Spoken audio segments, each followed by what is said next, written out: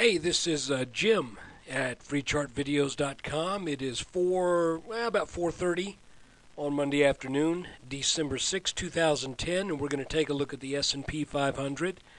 And this is being brought to you by freechartvideos.com. And this is a website that I've set up with some free charts. And all I ask in return is for you to spread the word, let your friends know, post about this in forums, online, wherever you might discuss stocks. We've been getting calls pretty darn right over the past couple of months, and while bears have been looking for big, huge down days, I've been saying no. This is going to get back to over 1,200, and eventually, I believe it's going to get over 1,300. But I'm talking about the S&P. But anyway, let's take a look at the chart. And I remind you again, this video is for educational purposes only. Don't take my word for anything. Do your own due diligence. I'm just a guy that draws lines on charts. So let's look at the S&P. Okay, this is the S&P throughout all of November and what we've traded so far in December. You'll remember that when we were in this pattern marked by these two teal lines, this one and this one, I mentioned that if this breaks up to the upside, that we should have a minimum target of 1224 to 1225. Now, I made this call way back here, and I want you to look at where we've hit resistance. 1224, 1225. Once we got out of that pattern, it has behaved exactly as it should have.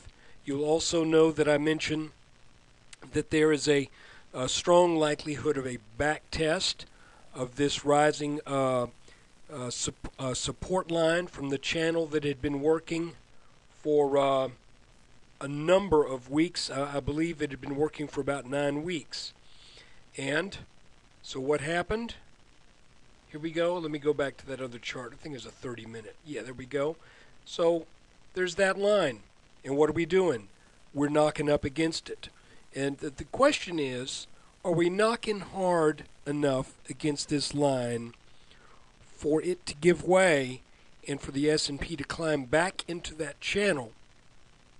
Because don't forget that we have a larger pattern than any of these that points to a move over 1240 and probably into the mid 1250s.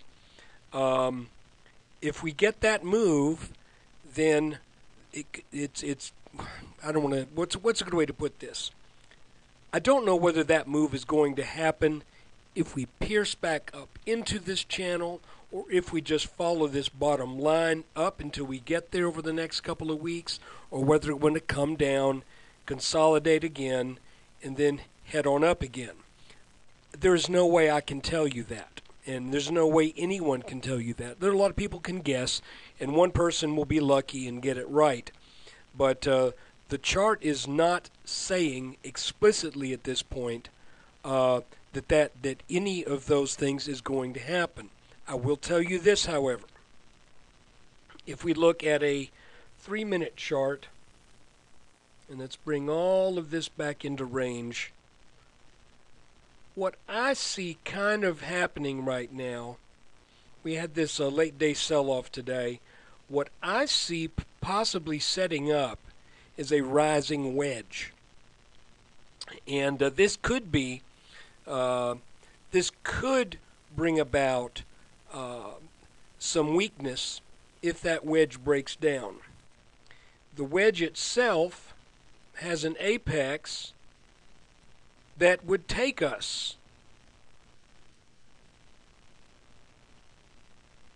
to our target of about 1240, 1245 roughly. But if we get above this line, then we will have gotten over the line that we set back on November 8th. So you can see sometimes the charts help and sometimes there's ambiguities.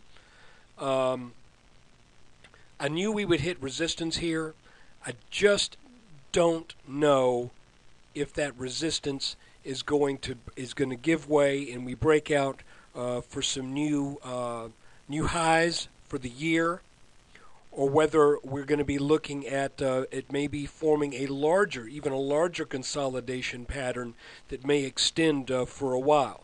In other words, I see the possibility of this dip, this rally, another dip, another rally, another dip, another rally, then we move up. There's all kinds of possibilities. So right now, the value of this is to let you know that the S&P has fulfilled the minimum target from this consolidation pattern.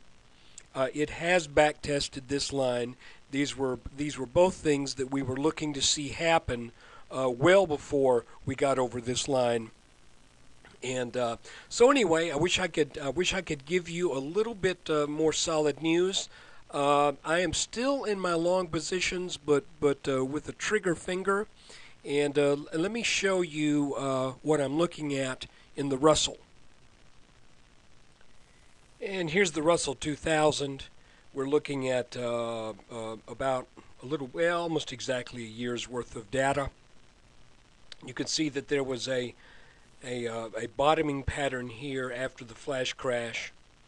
This pattern had a target once it broke out over this line, which it did a while back, actually in late September.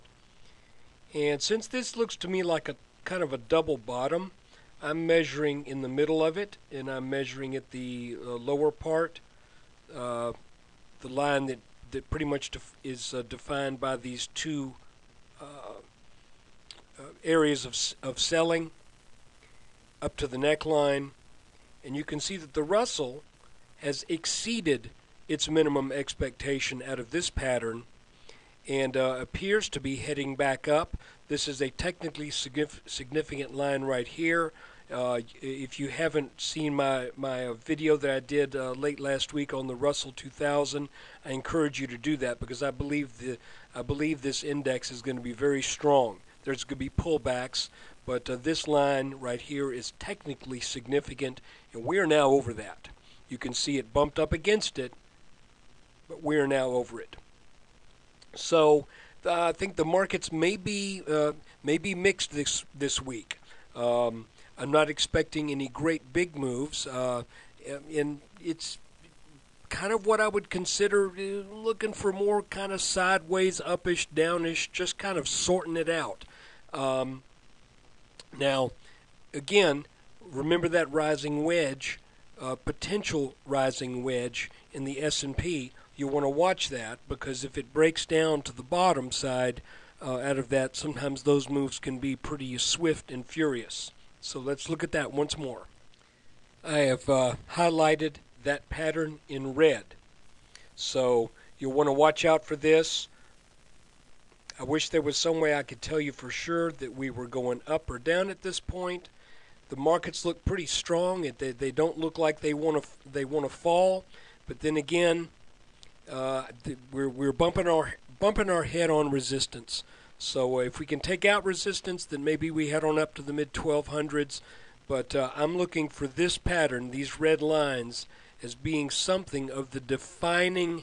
I don't really want to call it a pivot point, but this is going to be the defining and the. I'm just having a hard time doing this off the cuff today, guys. I've been working on my computer all day long, retouching photographs. I'm kind of brain dead.